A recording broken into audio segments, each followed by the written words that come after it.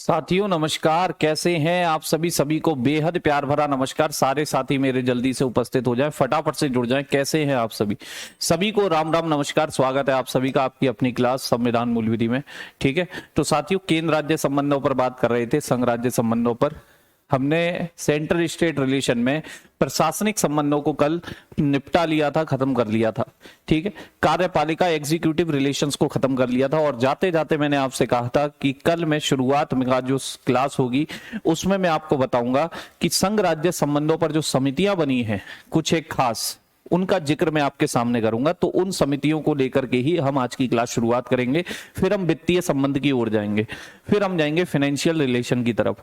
ठीक है साथियों, तो जो संघ राज्य संबंधों पर समितियां बनी हैं, मैंने आपसे कहा था इनसे क्वेश्चन किस तरीके का पूछा जाता है। या तो सीधा क्वेश्चन आएगा कि कौन सी समिति कब बनी है, ठीक, या ये क्वेश्चन आ सकता है कि संघ राज्य संबंधों से समिति संघ राज्य संबंध से कौन सी समिति संबंधित है या नहीं है, ये पूछ सकता है।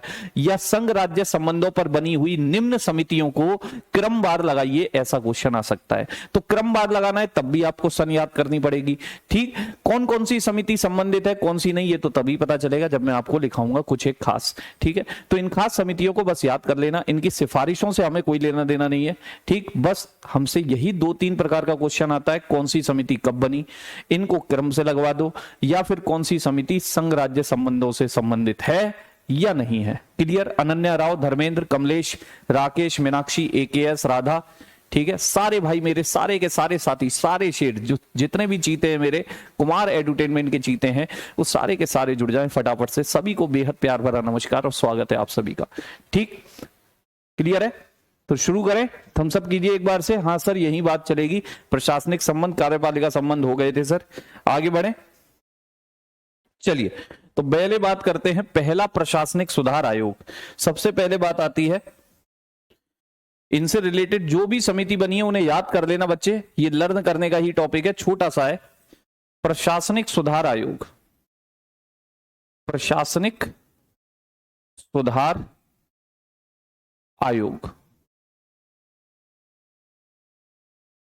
और वो भी पहला और लिखो,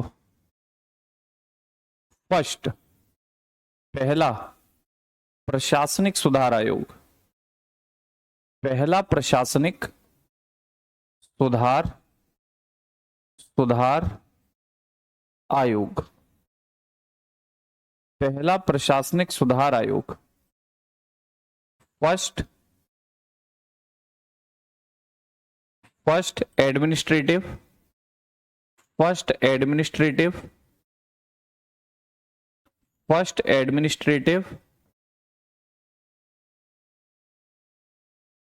रिफॉर्म कमीशन,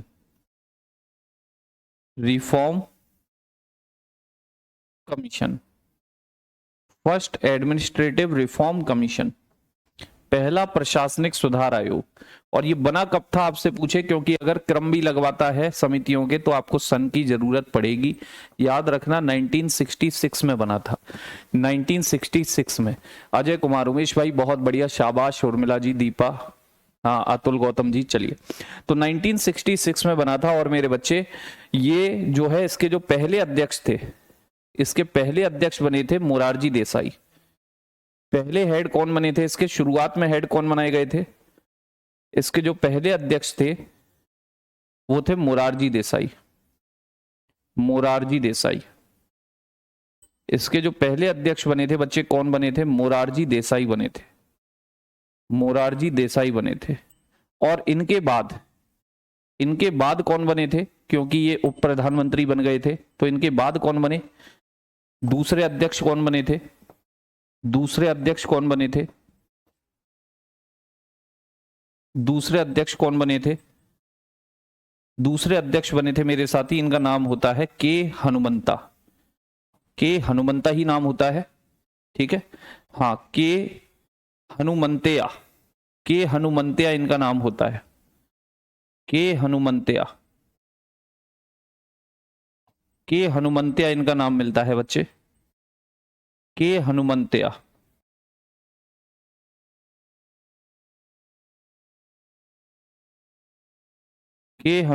इनका नाम मिलता है। ठीक। अब ये जो के हनुमंतिया साहब बने, कब बने? तो भैया जब मोरारजी देसाई क्या बन गए थे, मोरारजी देसाई के उप प्रधानमंत्री बनने के बाद, मोरारजी देसाई के उप प्रधानमंत्री, उप प्रधानमंत्री समझते हैं, डिप्टी प्राइम मिनिस्टर, उप प्रधानमंत्री बनने के बाद, मोरारजी देसाई के उप प्रधानमंत्री बनने के बाद इनको बनाया गया था अध्यक्ष। ठीक है भाई। और इसकी एक, वैसे तो सिफारिशें पूछी नहीं जाती, पर एक दो की मैं खास बताऊंगा, ये खास है इसकी बताऊंगा। इसने जो खास सिफारिश की थी बच्चा, सबसे पहले इसी ने कहा था कि भैया, क्योंकि भाई मैंने आपसे कहा था कि शुरुआत में कांग्रेस ही देश में एकमात्र पार्टी थी जो केंद्र में भी शासन कर रही थी, राज्यों में भी शासन कर रही थी, तो कहीं कोई विवाद होता नहीं था। लेकिन ये वो समय था 1966 का, जब कांग्रेस सरकार राज्यों में हारने लगी और राज्यों में क्षेत्रीय पार्टियां आने लगी। जब केंद्र में अलग पार्टी होगी, राज्य में अलग पार्टी होगी, तो विवाद पनपेगा, और विवाद बनेगा तो विवाद के निपटारे के लिए संविधान में कहा गया है कि अंतरराज्यीय परिषद बनाओ, लेकिन वो अभी तक बनी नहीं। तो पहली बार इन्होंने ही कहा कि अंतरराज्यीय परिषद का गठन होना चाहिए। भैया इनकी सिफारिश थी, सिफारिश यानी कि रिकमेंडेशन, सिफारिश बोले तो रिकमेंडेशन, सिफारिश यानी कि रिकमेंडेशन। और इन्होंने रिकमेंडेशन किया मेरे बाबू, क्या रिकमेंडेशन किया कि भाई क्या बननी चाहिए, क्या बननी चाहिए? Formation of inter state council, formation of inter state council, inter state council, formation of inter state council, अंतरराज्यीय परिषद का गठन। सिफारिश थी इनकी कि अंतरराज्यीय क्या बनाओ, अंतरराज्यीय परिषद का गठन कराओ, अंतरराज्यीय परिषद का, अंतरराज्यीय परिषद का गठन होना चाहिए। ये सिफारिश इन्होंने कर दी। ठीक है, सबसे पहले इन्होंने ही करी थी, लेकिन आपको पता है इनकी सिफारिश जाएगी ठंडे बस्ते में, क्योंकि बनेगा सरकारिया समिति की सिफारिश पर। अंतरराज्यीय परिषद जो बनेगी वो सरकारिया समिति की सिफारिश पर बनेगी बाद में। ठीक, कुल मिला के सबसे पहले इन्होंने ही की थी। और भी सिफारिश थी इनकी, इन्होंने कहा कि राज्यों को स्वायत्तता दो, उनकी स्वायत्तता बढ़ाओ, उनकी ऑटोनॉमी बढ़ाओ। ऑटोनॉमी बढ़ाओ का मतलब है कि केंद्र जो राज्यों पर कंट्रोल करता है उस कंट्रोल को खत्म करो, उस कंट्रोल को खत्म करो। राज्यपाल की नियुक्ति राष्ट्रपति के द्वारा मत कराओ। केंद्र सरकार राष्ट्रपति से कह देती है हमारे आदमी को राज्यपाल बनाओ, राष्ट्रपति बना देते हैं। तो ऐसा नहीं होना चाहिए, राज्य खुद राज्यपाल को चुनेगा, राज्य खुद राज्यपाल को चुनेगा, ऐसी व्यवस्था बनाओ। ठीक है, यानी कि राज्यों को केंद्र से फ्री कराओ, ये सब लोग कहते थे। ये विवाद इसीलिए हो रहे हैं, इनका कहना था ये विवाद इसीलिए हो रहे हैं क्योंकि राज्य पर केंद्र अपना कंट्रोल रखता है। और ये समितियां जितनी भी आएंगी, ये मैं इसी समिति की बात नहीं कर रहा हूं, ये मैं इसी कमेटी की बात नहीं कर रहा हूं, जितनी भी कमेटी लिखूंगा यहां पर उनकी सिफारिशें नहीं लिखूंगा। सिफारिशें आपको याद भी नहीं करनी, कहीं एग्जाम में आता भी नहीं है। एग्जाम में भैया आएगा समिति कब बनी, समिति का क्रम लगा दो, या कौन सी समिति केंद्र राज्य संबंधों से संबंधित है या नहीं है। ठीक है, तो मैंने फिर कहा आपसे कि मेरे साथियों जितनी भी समितियां लिखूंगा सब यही कहेंगी केंद्र की स्वायत्तता बढ़ाओ, ऑटोनॉमी बढ़ाओ, उसको और ज्यादा पावर दो, केंद्र का उस पे से कंट्रोल हटाओ। भाई क्यों हटाएं?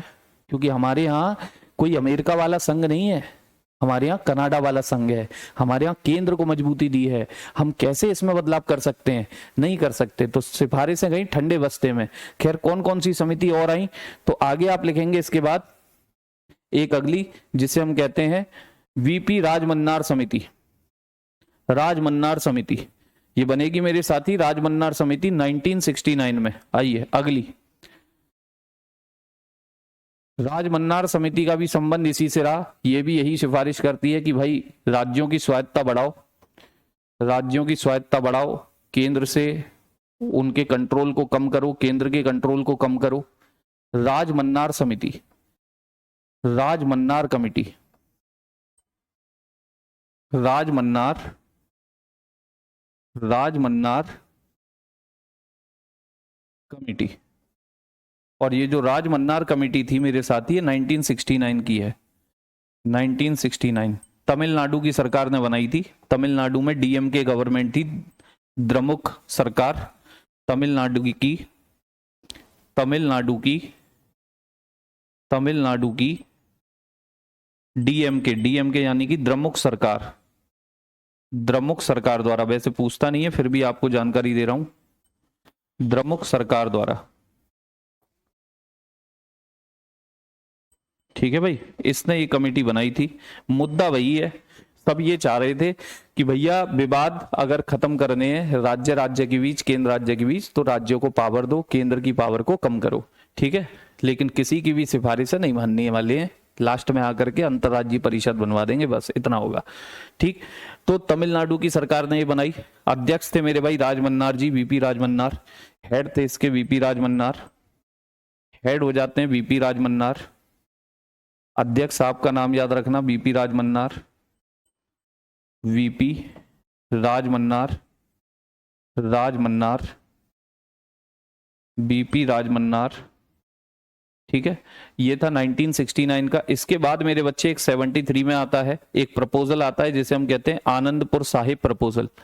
आनंदपुर साहिब प्रपोजल, ये एक प्रपोजल था, एक प्रस्ताव था। इस प्रस्ताव में भी यही बातें थी कि केंद्र की जो कंट्रोल है राज्यों पर उसे कम करो।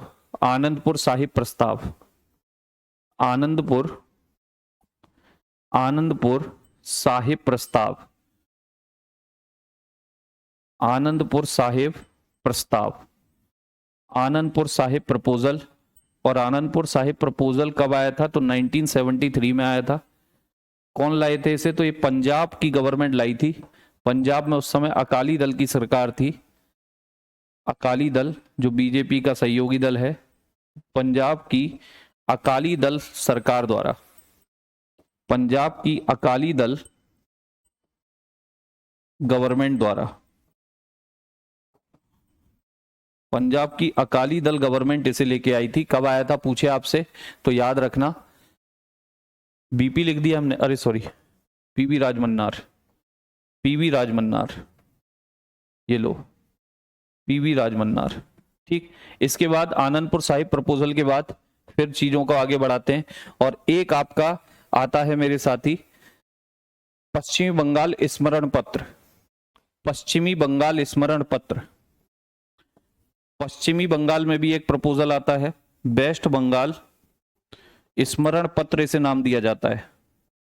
पश्चिमी बंगाल स्मरण पत्र पूछे आपसे कभी कि कब आया, ये भी आपका संघ राज्य संबंधों से ही रिलेटेड था। 1977 में आया, 1977 में आया। और बंगाल की, वेस्ट बंगाल की साम्यवादी सरकार द्वारा लाया गया।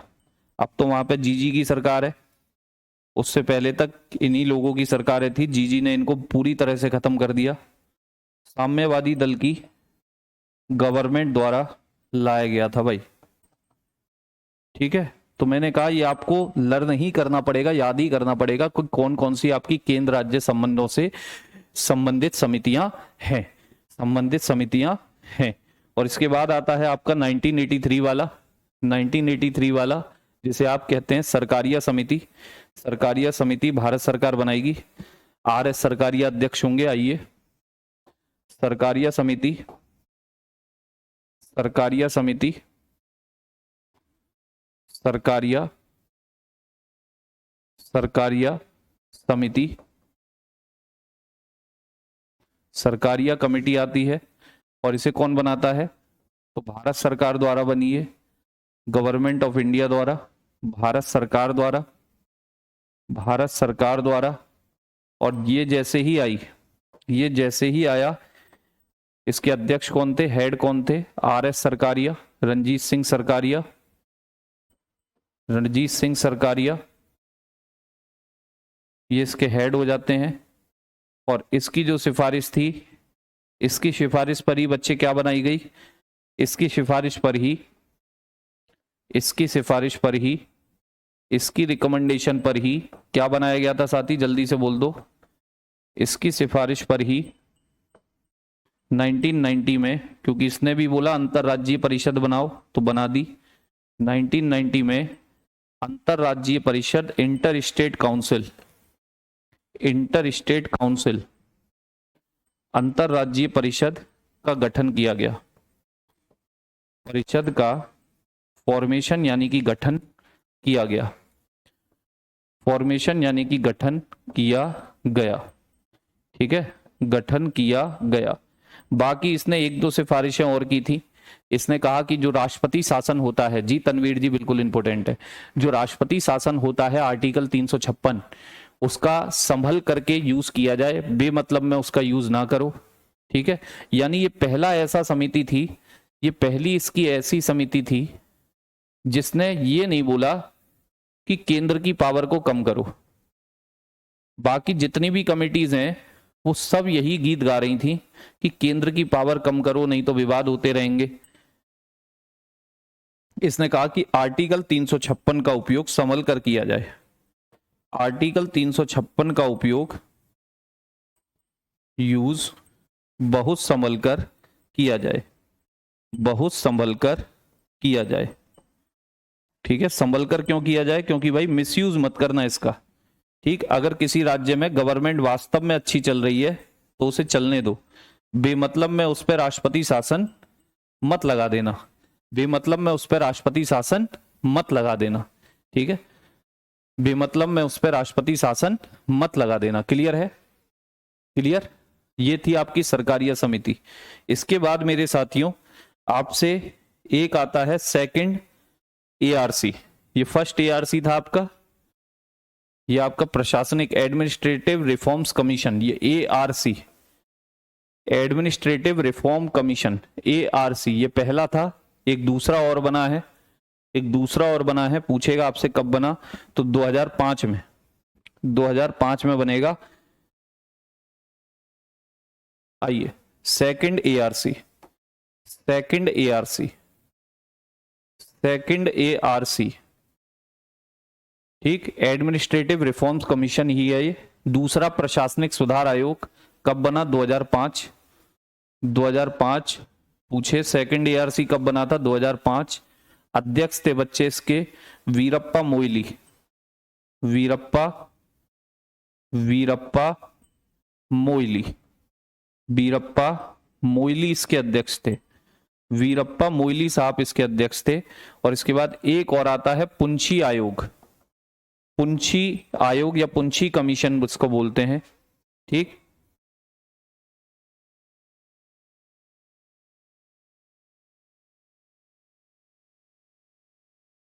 चलिए पुंछी आयोग या पुंछी कमीशन इसको बोलते हैं।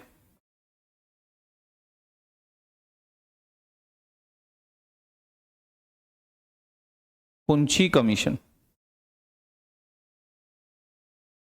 पुंछी आयोग। और ये कब आया बच्चे? ये आया था 2007 में, 2007 में, 2007 में। तो सन जरूर याद रखना, क्योंकि जब क्रम लगवाएगा, जब क्रम लगवाएगा तो वही लोग क्रम लगा पाएंगे जिन्हें इनकी सन आपको याद होगी, ठीक है। तो 2007 में बना, भारत सरकार द्वारा बनाया गया था, भारत या संघ सरकार द्वारा, गवर्नमेंट ऑफ इंडिया के द्वारा, गवर्नमेंट ऑफ इंडिया के द्वारा बनाया गया था। इसके हेड थे, इसके अध्यक्ष थे सुप्रीम कोर्ट के रिटायर्ड जज मदन मोहन पुंछी, मदन मोहन, मदन मोहन पुंछी साहब इसके अध्यक्ष थे, मदन मोहन पुंछी साहब इसके अध्यक्ष थे, मदन मोहन पुंछी साहब इसके अध्यक्ष थे, सुप्रीम कोर्ट के रिटायर्ड जज, सुप्रीम कोर्ट के रिटायर जज।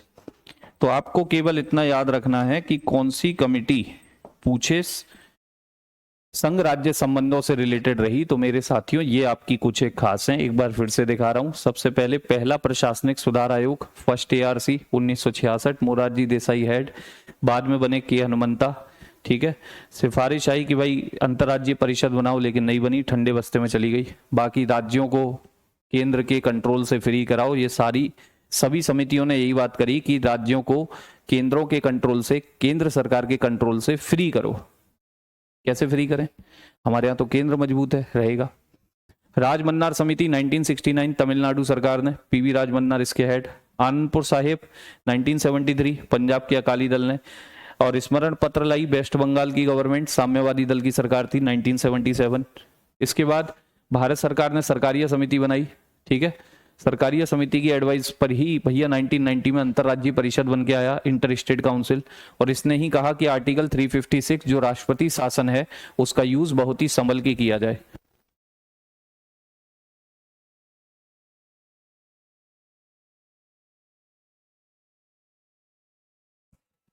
आर्टिकल 356 का यूज बहुत ही संभल के किया जाए। और सेकंड एआरसी 2005 में आया, इसके अध्यक्ष थे वीरप्पा मोइली, ठीक है। पुंछी आयोग 2007 में आया, भारत सरकार ने बनाया, सुप्रीम कोर्ट के रिटायर्ड जज मदन मोहन पुंछी इसके हेड थे। ये हो गया आपका कमिटीज की बातें। आनंदपुर साहिब कमेटी क्या है? साहिब कमेटी नहीं है, वो प्रपोजल है, केवल प्रस्ताव, कागज। उस प्रपोजल में भी यही बात कर रही थी पंजाब सरकार कि भैया राज्यों पर कम पाबंदी लगाए केंद्र, राज्यों को फ्री करो, राज्यों को फ्री करो, नहीं तो विवाद पनपते रहेंगे। क्यों फ्री करें? क्यों फ्री करें? क्या हम अमेरिका वाला संघ है? नहीं ना, हम तो कनाडा वाला संघ है, कैसे फ्री करें? चलिए अब चलते हैं भाई केंद्र राज्य संबंधों पर वापस, और अब हमें बात करनी है फाइनेंशियल रिलेशन। फाइनेंशियल रिलेशन, ठीक है। मैंने आपसे कहा था विधायी संबंध, लेजिस्लेटिव रिलेशन और एडमिनिस्ट्रेटिव रिलेशन, प्रशासनिक संबंध, ये भाग 11 में थे, भाग 11 में। लेकिन वित्तीय संबंध किसमें मिलते हैं? केंद्र राज्य के बीच जो वित्तीय संबंध है, जो फाइनेंशियल रिलेशन है, वो कहां पर मिलते हैं साथी? फाइनेंशियल रिलेशन कहां पर मिलते हैं?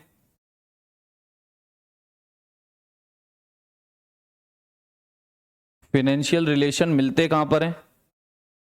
तो ये मैंने आपसे शुरुआत में ही कहा था कि पार्ट नंबर 12 में मिलेंगे, पार्ट नंबर 12 में मिलेंगे, पार्ट नंबर 12 में, भाग नंबर 12 में, कॉन्स्टिट्यूशन के पार्ट 12 में आपको मिलने। जो पार्ट 12 किसके बारे में बात करता है? ये पार्ट 12 किसके बारे में बात करता है? तो मेरे बाबू ये बात करेगा आपसे वित्त, संपत्ति और संविदाएं। इसमें लिखा रहता है वित्त, संपत्ति और संविदाएं, वित्त, संपत्ति और संविदाएं, वित्त, संपत्ति और संविदाएं। वित्त का मतलब होता है फाइनेंस, फाइनेंस, संपत्ति यानी कि प्रॉपर्टी, प्रॉपर्टी, और संविदाएं बोले तो कॉन्ट्रैक्ट। संविदाओं का मतलब होता है कॉन्ट्रैक्ट, ठीक है। जैसे मैंने आपसे कॉन्ट्रैक्ट किया कि भाई आपको मैं एक प्लॉट 20 लाख में बेचूंगा, तो ये आपका मेरा कॉन्ट्रैक्ट है, चाहे जमीन की रेट क्यों ना बढ़ जाए, इसे कॉन्ट्रैक्ट कहते हैं, संविदा, ठीक है। क्लियर? एकेएस सरकारीय समिति की डेट बता तो रखी है, 1983 में बनी थी बच्चे, 1983, लास्ट क्लास में भी आपको बताया था, लास्ट क्लास में भी आपको बताया था 1983 बनी, 1983 में थी, लेकिन इसकी रिकमेंडेशन पर इंटर स्टेट काउंसिल कब बना? 1990 में। आइए, तो फाइनेंस रिलेशन पार्ट नंबर 12 में आपको मिलने वाले हैं। आर्टिकल कहां से कहां तक मिलेंगे? तो इसमें हमें पढ़ना है भाई आर्टिकल 264 से लेकर, ये पार्ट नंबर 12 जो है 264 से लेकर कहां तक जाना है? 300A, 300A तक जाना है। कहां तक जाना है? 364 से लेकर 300A तक जाना है, ठीक है। 364 से लेकर 300A तक जाना है। आप कहोगे सर ये तो 364 और 36 300 और ए भी है, यानी कि सर 36 37 और खुद 264, 37 आर्टिकल, 37 38 आर्टिकल याद करने हैं सर। ये लगातार लगातार नहीं करने, लगातार नहीं करने, हमें वो आर्टिकल तलाशना है जो हमें पेपर में क्वेश्चन ला के देगा, जो ये कहेगा कि भाई इसे जरूर पढ़ ले, मुझे जरूर पढ़ ले, तेरा भला पेपर में हो जाएगा, समझे। तो हमें उमेश यादव बेटा जो केवल वित्त की बातें हैं वो 268 से 293 हैं, लेकिन उनके बाद की बातें जो संपत्ति से रिलेटेड जो विवाद होंगे केंद्र राज्य के, या संपत्ति से रिलेटेड जो बातें होंगी केंद्र राज्य की, वो किधर होंगी? जो कॉन्ट्रैक्ट होंगे वो किधर होंगे? केंद्र और राज्य के बीच में। तो पूरा पार्ट नंबर 12 264 से 300A तक होता है। और यहां आपको केवल और केवल यही नहीं कि जो आपने रट्टाफिकेशन किया है पहले कि वित्त संबंध 268 से 293, 264 से लेके 300A तक जाना है। इसमें खास खास आर्टिकल, खास खास आर्टिकल जितने भी हैं वो मैं आपको पहुंचाऊंगा, परेशान होने की जरूरत नहीं। कमलेश यादव जी बेटा ये चीज छोड़ दो, नहीं सर सब पढ़ाना, ये सेंटेंस छोड़ दो, क्यों छोड़ दो? क्योंकि मेरे बच्चे जो आपके एग्जाम से रिलेटेड खास होगा वो छूटेगा नहीं, आपको कहने की जरूरत नहीं पड़ेगी। वो पॉइंट मैं छोड़ूंगा ही नहीं जो किसी भी तरह से एग्जाम में पूछने की आशंका है, तो ये आपको कहने की आवश्यकता नहीं है। और यहां वित्तीय संबंध का मतलब क्या होता है? पैसा। पैसा, तो पैसे का जो लेन देन है वो भारत सरकार या राज्य सरकार किस तरीके से आपस में करती हैं, या राज्य सरकार किसी दूसरी राज्य सरकार से किस तरीके से करती है, ये वित्त की बातें होती हैं, ये वित्त की बातें। और जो भी आर्टिकल मेरे बच्चे आपको क्वेश्चन देने लायक है वो आप तक जरूर पहुंचेगा। चलिए, तो सबसे पहले 264 आर्टिकल 264 क्या कह रहा है? आर्टिकल 264 क्या कह रहा है? 264 किसी को भी पता हो 264 क्या कहता है? चलिए, इसका 264 में लिखा हुआ है निर्वचन। अब देखो, संविधान में एक तो इतनी खतरनाक लैंग्वेज लिखी हुई है कि पढ़ते ही आदमी का चक्कर भिन्नी हो जाए दिमाग। निर्वचन, इंग्लिश में कहते हैं इंटरप्रिटेशन। Interpretation, interpretation. अब इंटरप्रिटेशन जैसे ही बोला तो शब्द इजी हो गया। इंटरप्रिटेशन का मतलब है व्याख्या करना। व्याख्या, जैसे आपसे क्वेश्चन आते थे ना, आप 6 से लेके 12 तक पढ़ते थे कि व्याख्या करो कि बर्फ पिघलने पर पानी बन जाती है, बर्फ पिघलने पर पानी बन जाती है, ठीक है? तो आप पूरा उसे डेस्क्राइब करते थे। तो किसी भी चीज को डेस्क्राइब करना होता है इंटरप्रिटेशन। लेकिन यहां किसके इंटरप्रिटेशन की बात हो रही है? यहां किसके इंटरप्रिटेशन की बात हो रही है? 264 कह रहा है निर्वचन यानी इंटरप्रिटेशन, व्याख्या करना। किसकी व्याख्या करना चाहता है ये? किसकी व्याख्या करना चाहता है? तो मेरे साथी, यहां व्याख्या किसकी करना चाहता है? इसका अर्थ है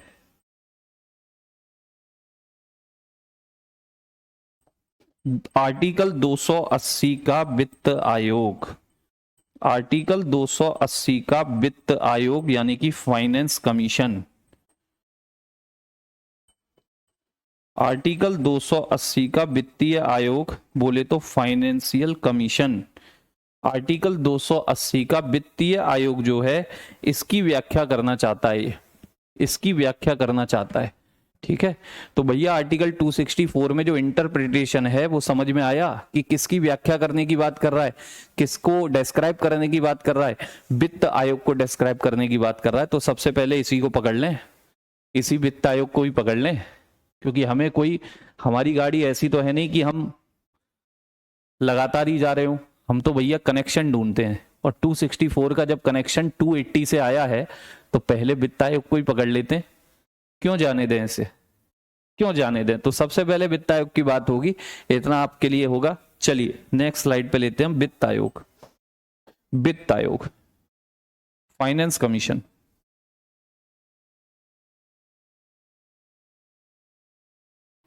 वित्त आयोग बोले तो फाइनेंस कमीशन, फाइनेंस कमीशन, ठीक है? वित्त आयोग बोले तो फाइनेंस कमीशन। और ये आर्टिकल जो है वित्त आयोग के, यहां 2 आर्टिकल आपको मिलेंगे, आर्टिकल 280, आर्टिकल 280 और 281, और 281, 2 आर्टिकल आपको यहां पर मिलने, 280 और 281, ठीक है भाई? 280 में जो है, 280 में जो है वो वित्त आयोग का निर्माण वगैरह बताया कि कैसे बनेगा, कौन कौन इसमें होगा, कौन कौन मेंबर होंगे, कौन इसे बनाएगा, या संगठन कह सकते हो कि भाई ये कैसा संगठन है, कौन बनाएगा, कौन मेंबर होंगे, ये सारी चीजें 280 में है। और 281 में है वित्त आयोग की रिपोर्ट। वित्त आयोग की रिपोर्ट कि जो भी ये अपनी बातें करेगा उस रिपोर्ट को किसे देगा, कौन इसकी रिपोर्ट को संसद में रखवाएगा, ये सब चीजें 281 में। क्लियर? सबसे बेसिक क्वेश्चन आता है कि जो आपका फाइनेंशियल कमीशन है वो एक कैसी संस्था है, कैसा निकाय है, कैसी बॉडी है, कैसी बॉडी है? तो बच्चे याद रखना, वित्त आयोग एक कैसी संस्था है? संवैधानिक संस्था, संवैधानिक संस्था, संवैधानिक संस्था। संस्था कह लो, निकाय कह लो, बात एक ही है। संवैधानिक संस्था या निकाय बोले तो constitutional body, constitutional body, constitutional body, constitutional body, ठीक है। संवैधानिक निकाय, संवैधानिक संस्था क्यों कह रहा हूं, कॉन्स्टिट्यूशनल बॉडी क्यों कह रहा हूं, क्योंकि बच्चे जो भी चीज संविधान में लिखी है वो संवैधानिक होती है, जिसका जिक्र संविधान में होता है वो संवैधानिक होती है। क्या वित्त आयोग का जिक्र है? बिल्कुल है सर। आर्टिकल दिए हैं? जी हां सर। इसका मतलब संवैधानिक है। और जिस चीज का जिक्र संविधान में ना हो, जैसे नीति आयोग, जैसे योजना आयोग, प्लानिंग कमीशन, नीति कमीशन, जैसे आपका सीबीआई, इसरो, डीआरडीओ, लोकपाल, मानव अधिकार, क्या इनका जिक्र संविधान में है? नहीं है। यानी ये संविधान से एक्स्ट्रा हैं, संविधानेतर हैं, गैर संवैधानिक भी इनको बोलते हैं। तो जो चीज संविधान में लिखी है वो संवैधानिक, जो नहीं है वो संविधान से एक्स्ट्रा, संविधानेतर। साथ में याद रखना बच्चे, ये जो वित्त आयोग है ये सभी चीज की जांच करता है। हाँ भाई केंद्र सरकार तूने कितना पैसा खर्च किया, बजट में इतना मांगा था, किधर खर्च किया है, ला मैं देखा। हाँ भाई राज्य सरकारों तुमने कितना कितना बजट पे पैसा खर्च किया है, मुझे दिखाओ। मांगा तो इतना था, खर्च कितना किया जरा दिखाओ। यानी क्वेश्चन पूछता है, इंक्वायरी करता है, जांच करता है, सब काम करता है, लेकिन सजा नहीं देता। जैसे कोर्ट है, कोर्ट ने, मैंने किसी का सिर फोड़ा, या मैंने किसी का किराया मार लिया, या मैंने बिजनेस में किसी के साथ बेईमानी की, तो कोर्ट मुझे बुलाता है, हाँ भाई तूने ऐसा किया, क्यों किया बता। दूसरा व्यक्ति कहता है हाँ सर इसने मेरे साथ ऐसा किया, ये काम हुआ। तो कोर्ट सुनवाई करता है, और सुनवाई करके सजा भी दे देता है, सुनवाई करके सजा भी दे देता है। बात सही है कि नहीं है? कोर्ट को सजा देने का भी अधिकार है। लेकिन वित्त आयोग, हाँ भाई केंद्र सरकार तूने कितना पैसा खर्च किया तू बता, हाँ भाई राज्य सरकार तुमने कितना कितना बजट में मांगा था और कितना पैसा खर्च किया है तुम भी बताओ। तो क्वेश्चन पूछ रहा है, सुनवाई कर रहा है वित्त आयोग, लेकिन सजा नहीं दे सकता, सजा नहीं दे सकता। इसका मतलब ये न्यायिक संस्था तो है लेकिन पूरी तरह नहीं है। पूरी तरह न्याय का मतलब सजा देने का भी अधिकारी, ठीक है। तो इसे हम न्यायिक संस्था ना कह के इसे हम कहते हैं सेमी जुडिशियल बॉडी, अर्ध न्यायिक संस्था, अर्ध न्यायिक संस्था। कभी ऐसा क्वेश्चन आ जाए कि वित्त आयोग के बारे में कौन सा कथन सही है गलत है, तो भैया वित्त आयोग एक न्यायिक संस्था है, गलत। वित्त आयोग एक अर्ध न्यायिक संस्था है, सेमी जुडिशियल बॉडी है, केवल सुनवाई कर सकती है, जांच कर सकती है, लेकिन क्या नहीं दे सकती सर? सजा नहीं दे सकती। क्या नहीं दे सकती सर? सजा नहीं दे सकती। बात क्लियर है? समझ में आई? सेमी जुडिशियल बॉडी समझ में आई? Semi judicial body. Shivam Kanaujia, मतलब सर जो एक्स्ट्रा कोर्ट पढ़े थे वो संवैधानिक होंगे। ट्रिब्यूनल का जिक्र बच्चे आपके संविधान में है, बिल्कुल संवैधानिक है। ट्रिब्यूनल, ट्रिब्यूनल आपके संविधान में ही लिख रहे हैं, बिल्कुल संवैधानिक है। लोअर कोर्ट आपके संविधान में ही लिख रहे हैं, बिल्कुल संवैधानिक है शिवम, ठीक है। तो जिस चीज का भी जिक्र संविधान में हो वो संवैधानिक होता है। बताओ बात क्लियर है? यहां तक कि दोनों पॉइंटों में बात क्लियर है, ठीक। अर्ध न्यायिक संस्था समझ में आया? अर्ध न्यायिक संस्था समझ में आया, ठीक है जी हाँ सर। अब बच्चे एक और बात मैं लिखना चाहता हूं, ये जो वित्त आयोग है ये केंद्र सरकार से जब मान लो पैसा आया, केंद्र सरकार के हाथ में पैसा आ गया कि ये सलाह देता है कि इस राज्य को इतना पैसा दे दो, इस राज्य को इतना पैसा दे दो, इसको कम दो, उसको ज्यादा दो, इतना हिस्सा टैक्स जो कलेक्शन हुआ है उसका राज्यों को दो, इतना हिस्सा अपने पास रखो। यानी कि ये केंद्र सरकार को सलाह भी देता है, यानी एक सलाहकारी संस्था है। ये कैसी भी संस्था है? सलाहकारी संस्था भी है। कैसी संस्था भी है? एडवाइजरी बॉडी भी है, एडवाइजरी बॉडी भी है। कैसी भी बॉडी है? एडवाइजरी बॉडी भी है, सलाहकारी संस्था भी है। कैसी संस्था भी है साथी? सलाहकारी संस्था भी है। सलाहकारी संस्था भी होती है क्योंकि ये केंद्र सरकारों को सलाह देती है कि ऐसा काम कर लो, जो रिपोर्ट बनाएगी उसमें सलाह देगी कि इतना हिस्सा राज्यों को दे दो, इस राज्य को कम दो, उस राज्य को ज्यादा दो। ये सारी एडवाइस यही देती है। लेकिन आप जानते हो एडवाइजरी है, सलाह दे सकती है, मानना ना मानना केंद्र सरकार के ऊपर है, मानना ना मानना संसद के ऊपर है। बाध्यकारी नहीं है आपका निर्णय, आपका केवल काम था सलाह देना। किस राज्य को कितना देना है आपने सलाह दे ली, ठीक है, हम दे ना दे हमारी इच्छा। क्लियर? तो सलाहकारी संस्था है, अर्ध न्यायिक संस्था है, संवैधानिक संस्था है, संवैधानिक संस्था है। क्लियर है तीनों पॉइंट? ये तीनों पॉइंट मेरे भाइयों को क्लियर है एकदम से? सारे चीतों को क्लियर है? सारे शेरनियों को क्लियर है? ठीक है, कोई दिक्कत समस्या परेशानी होनी चाहिए इनमें। अब बात करेंगे मेरे साथी कि आर्टिकल क्या कह रहे हैं इनके बारे में। आर्टिकल क्या कह रहे हैं, और आर्टिकल 280 से शुरुआत करूंगा। 280 का क्लॉज 1 कहता क्या है, ठीक। आइए, आर्टिकल 280 का clause 1, article 280 clause 1, article 280 clause 1, article 280 का जो क्लॉज 1 है वो साफ कहता है कि वित्त आयोग का जो गठन है वो स्वतंत्रता के 2 वर्ष के भीतर प्रत्येक 5 वर्ष या उससे पूर्व किसके द्वारा किया जाएगा। वित्त आयोग का गठन, वित्त आयोग यानी कि फाइनेंस कमीशन, वित्त आयोग बोले तो फाइनेंस कमीशन का गठन, गठन यानी फॉर्मेशन, कौन बनाएगा इसे, ठीक है ना, ये बात बता रहा हूं, का गठन स्वतंत्रता के 2 वर्ष के भीतर, स्वतंत्रता के 2 वर्ष के भीतर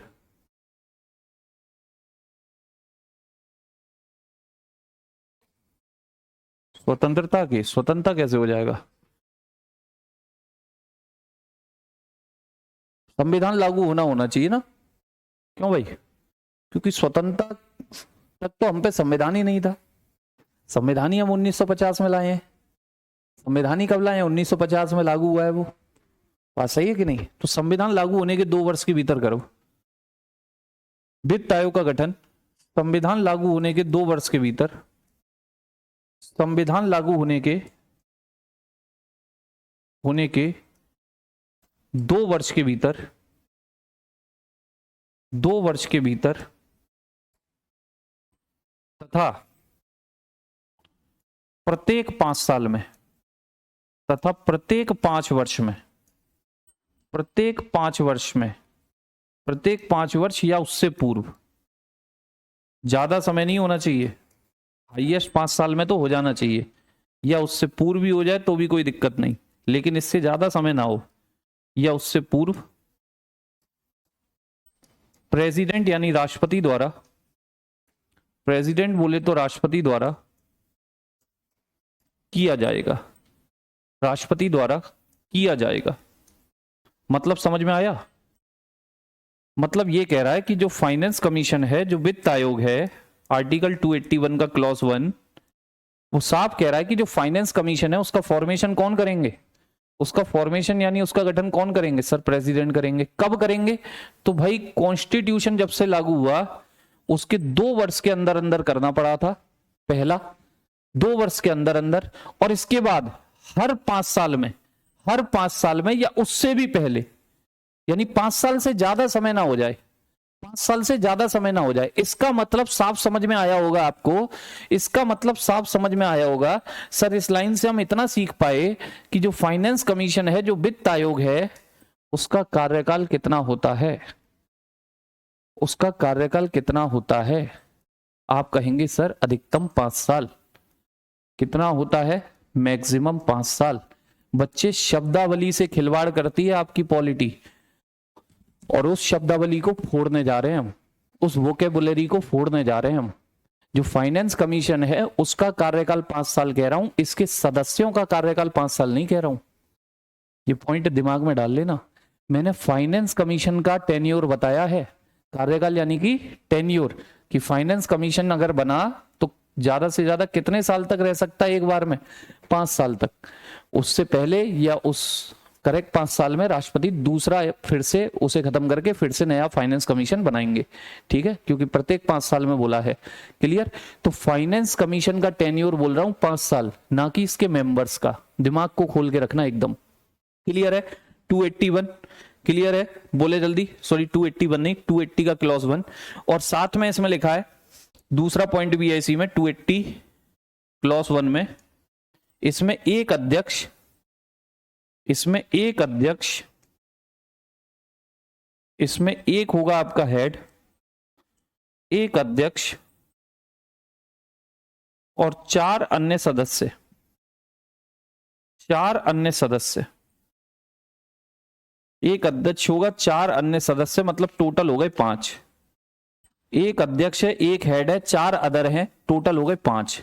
सदस्य की नियुक्ति, चाहे वो अध्यक्ष हो चाहे अन्य सदस्य हो, इनकी नियुक्ति कौन करेंगे, राष्ट्रपति द्वारा की जाएगी। प्रेसिडेंट द्वारा की जाएगी, प्रेसिडेंट द्वारा की जाएगी।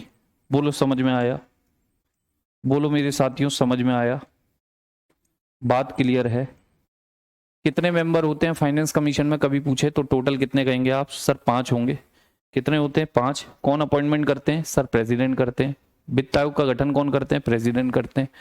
कब कब करते हैं? हर 5 साल में करते हैं। सर बताइए क्या दिक्कत है? कोई दिक्कत, समस्या, परेशानी मेरे किसी भाई को अभी तक होनी तो नहीं चाहिए। फिर भी है तो बोल सकता है, फिर भी है तो बोल सकता है। ठीक है। अब आपके दिमाग में एक प्रश्न आ रहा होगा, सर इसके जो अध्यक्ष हैं या अन्य सदस्य हैं, क्या उनके लिए कोई एलिजिबिलिटी, क्या उनके लिए कोई क्वालिफिकेशन, क्या उनके लिए कोई योग्यता है? तो बच्चे, संविधान में मैं आपको साफ कह दूं, संविधान में जो वित्त आयोग है, जो फाइनेंस कमीशन है, उसके लिए कोई भी योग्यता, कोई भी एलिजिबिलिटी, कोई भी क्वालिफिकेशन नहीं बताई है। बस साफ बोला है कि वित्त आयोग के जितने भी मेंबर होंगे, फाइनेंस कमीशन के जितने भी मेंबर होंगे, शरीफ भाई जब रामायण खत्म होने पे आ रही है तब पूछ रहे हैं कि सर ये राम कौन है जिनके बारे में हम पढ़ रहे हैं। शरीफ भाई का क्वेश्चन भी कुछ ऐसा ही है कि वित्त आयोग का मतलब क्या है? सर बेटा, वित्त माने होता है पैसा, आयोग माने लोगों की टीम। ऐसी टीम जो जितना भी पैसा भारत में आता है, चाहे वो टैक्स के माध्यम से आए, चाहे वो सर्विसेज के माध्यम से आए, जितना भी इनकम होता है भारत के अंदर, भारत सरकार का या राज्य सरकारों का, उसका बंटवारा, उसका देखरेख सब कौन करता है? ये वित्त आयोग करता है। अभी काम बताऊंगा इसके आगे, कार्य आएंगे इसके आगे। ठीक है। तो मैंने क्या कहा कि ये जो अध्यक्ष हैं या अन्य सदस्य हैं, टोटल 5 मेंबर यहां पर हैं। इन 5 मेंबर की क्या एलिजिबिलिटी होगी, क्या क्वालिफिकेशन होगी, क्या योग्यता होगी, क्या अर्हता होगी? क्वेश्चन पूछे क्या ये संविधान में है? नहीं है। इसका डिसीजन सौंपा गया है संसद को। इसका डिसीजन सौंपा गया है संसद को। किसको सौंपा गया है? संसद को सौंपा गया है। और ये बात कहां लिखी है? आर्टिकल 280 के क्लॉज 2 में लिखी है। ठीक है, कि संसद को ये शक्ति प्राप्त है वे सदस्यों की योग्यताओं आदि का निर्धारण करे। Article 280 clause 2, article 280 clause 2, article 280 clause 2 में क्या लिखा है कि संसद को, संसद यानी पार्लियामेंट की बात हो रही है, संसद को यह शक्ति यानी पावर दी गई है। और किसने दी है? संविधान में, क्योंकि संविधान के आर्टिकल पढ़ रहे हैं हम। शक्ति प्राप्त है कि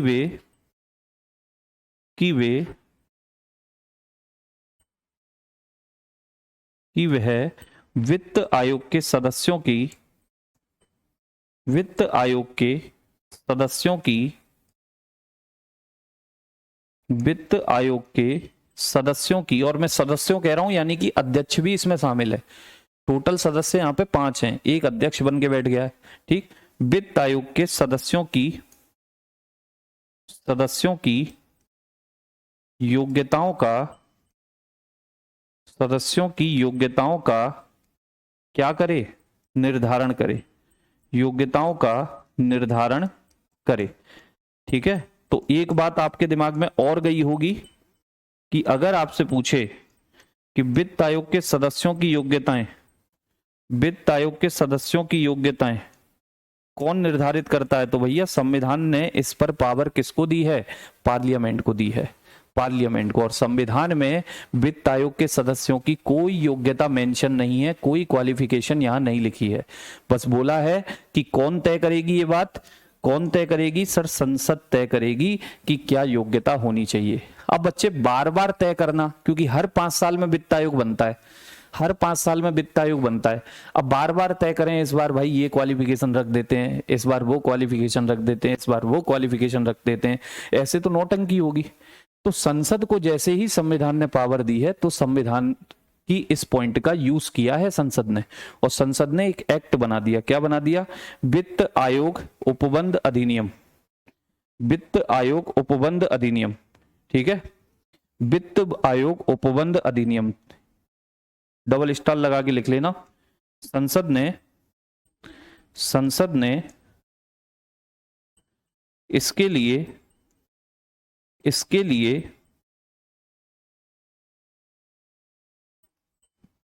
वित्त आयोग ब्रैकेट में लिख लेना उपबंध। उपबंध का मतलब होता है शर्त। उपबंध ना समझ में आए तो शर्त लिख लेना। उपबंध अधिनियम 1951 बनाया। 1951 बनाया। 1951 बनाया। 1951 बनाया। ठीक है भाई। फाइनेंस कमीशन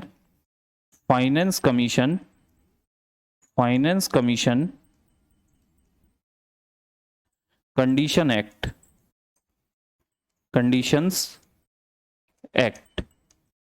1951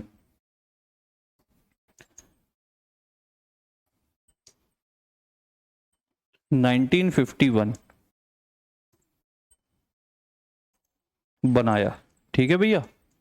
तो ये एक्ट बनाया और इसी एक्ट में मेरे भाइयों, इसी एक्ट में मेरे साथियों, इसी एक्ट में मेरे चीतों, आपके फाइनेंस कमीशन के जो मेंबर्स होते हैं उनकी एलिजिबिलिटी की बातें हैं। यानी आपसे प्रश्न आए, आपसे क्वेश्चन आए कि भैया वित्त आयोग के जो सदस्य होते हैं, फाइनेंस कमीशन के जो मेंबर्स होते हैं, उनकी एलिजिबिलिटी, उनकी योग्यताएं, उनकी क्वालिफिकेशन का वर्णन कहां पे किया गया है, तो आप क्या आंसर करेंगे जल्दी से बताओ। मैं फिर क्वेश्चन बोल रहा हूं। क्वेश्चन आया कि वित्त आयोग या फाइनेंस कमीशन के मेंबर्स यानी सदस्यों की योग्यताएं, या जिनको आप अर्हताएं भी कहते हैं, एलिजिबिलिटी या क्वालिफिकेशन बोलते हैं, उनका वर्णन कहां पे किया गया है। उनका वर्णन कहां पे किया गया है, उनको कहां पर बताया है। को ऑप्शन में संविधान भी होगा। संविधान में, क्या संविधान में लिखी है एलिजिबिलिटी? बिल्कुल नहीं लिखी। संसद को पावर दी है संविधान ने, और संसद ने किसमें एलिजिबिलिटी को लिखा है, संसद ने किसमें एलिजिबिलिटी को लिखा है, तो आप क्या आंसर करेंगे। Act of 1951, finance commission condition act 1951, वित्त आयोग उपबंध अधिनियम 1951, इसी में योग्यताएं हैं। मैं यहां मेंशन भी कर रहा हूं, इसी में योग्यता या अर्हताएं हैं। इसी में योग्यताएं या अर्हताएं लिखी हैं मेरे बाबू। अगर प्रश्न आए कि वित्त आयोग के सदस्यों की योग्यताएं किसमें लिखी हैं, वित्त आयोग के फाइनेंस कमीशन के मेंबर्स की एलिजिबिलिटी कहां पर लिखी हैं, तो संविधान में नहीं लिखी हैं, वो एक एक्ट में लिखी हैं। क्योंकि संविधान ने संसद से कहा था कि आप अपने हिसाब से देख सकते हो, तो उसने अपने हिसाब से देखा और ये एक्ट बना दिया। बताओ यहां तक की बात है, किसी को कोई दिक्कत समस्या परेशानी हो, मेरे कोई भी शेर को परेशानी हो, ऐसा वित्त आयोग कभी नहीं पढ़े होगे जीवन में, मैं गारंटी देता हूं। अभी खत्म नहीं हुआ है ये, अभी तो मेंबर्स बताऊंगा आपको, मेंबर्स की क्वालिफिकेशन क्या होती है। हाई कोर्ट का जज होना चाहिए, लोक सेवाओं का या लोक हित का ज्ञाता होना चाहिए, अर्थशास्त्र का ज्ञाता होना चाहिए, जो आपके आर्थिक प्रशासन है उसकी नॉलेज होनी चाहिए। क्या एलिजिबिलिटी है वो मैं आपको बताऊंगा। सर ये एक्ट समझना ना, हर चीज संविधान में नहीं होती ना, हर चीज संविधान में नहीं होती, उन्हें अलग से संविधान खुद कहता है आप अलग से भी चीजें बना सकते हो, लेकिन बस मेरे अगेंस्ट मत जाना, मेरे खिलाफ मत जाना, बाकी मुझसे एक्स्ट्रा कर सकते हो, कोई दिक्कत नहीं। हमने सीबीआई बनाई, डीआरडीओ बनाया, इसरो बनाया, लोकपाल बनाया, मानव अधिकार अधिनियम बनाया, सूचना अधिकार अधिनियम बनाया, हमने केंद्रीय सतर्कता आयोग बनाया, संविधान में थोड़ी है। नीति आयोग बनाया, योजना आयोग बनाया, संविधान में थोड़ी है। हम संविधान से एक्स्ट्रा काम कर सकते हैं, लेकिन संविधान के खिलाफ नहीं होना चाहिए। ठीक है। हाँ शरीफ जी, इसके सदस्यों का कार्यकाल, अब ये तो अगली क्लास में पता चलेगा। ठीक है, तो याद रखना कि वित्त आयोग फाइनेंस कमीशन का कार्यकाल कितने साल होता है, 5 साल, लेकिन सदस्यों का कार्यकाल नहीं।